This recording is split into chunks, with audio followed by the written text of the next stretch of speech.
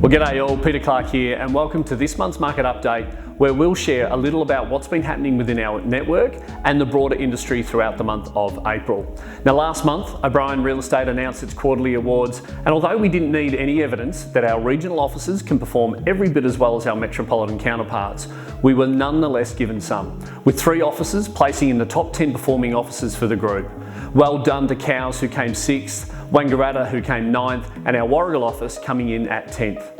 And it wasn't just the offices. We had many individual award recipients coming from our regions, and our very own Clare Rock finished 7th for the listing and sales volume, which, given the size of the metropolitan markets compared to the regional areas, this is an outstanding result, so well done to Clare. There is always something to celebrate on the regional side of O'Brien Real Estate.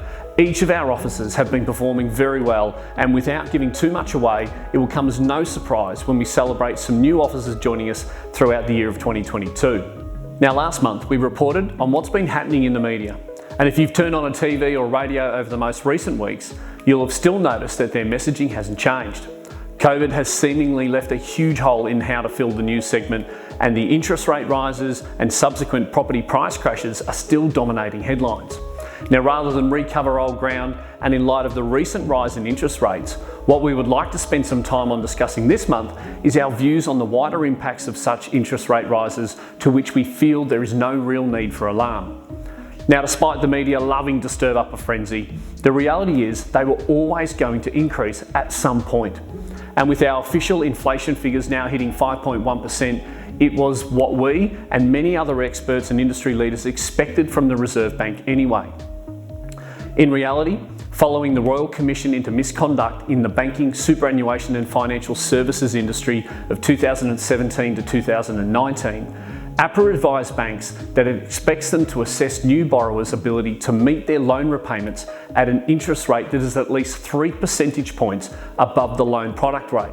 And these new serviceability buffers are up from what was originally a 2.5 percentage point buffer, and they came into play in late 2021. So you see, our strong banking regulations actually puts us in a really uniquely strong position to absorb and handle some rise in interest rates. Now, interest rates going up also has some positive effects. In the event that we do see some tougher times, having slightly higher interest rates provides the bank levers for relief mechanisms, which we haven't really had in the most recent years. So you see, it's startling the amount of media coverage this is receiving.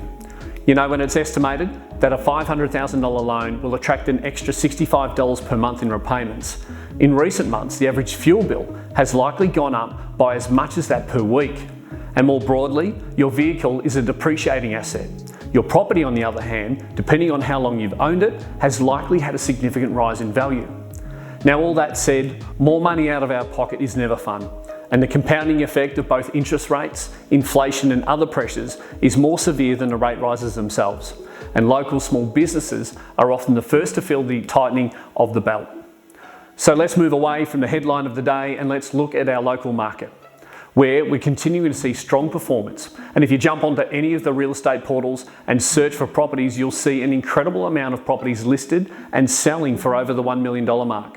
And it wasn't too long ago that seeing homes in the Baw Baw Shire fetching that price was stuff of legends. We're also seeing listing levels return with the growth in number of properties coming to market, which may be a little surprising given the upcoming election. Now, both the election and interest rate rises hype is generally seen as a speed bump for the real estate industry. They can temporarily slow things, but they don't stop things moving or going where they need to go. Our rental market is also finally showing signs of relief, as we've seen an increase in the number of available properties. The demand hasn't slowed, but the challenge now has become more about matching the right property with the right tenant, which can often be a difficult challenge when they're at different price points and have different needs. We're hoping that by next month, all of the real estate data from the first quarter of 2022 will be out. We'll have been through an election, and the singular interest rate rise in 11 years will be yesterday's news.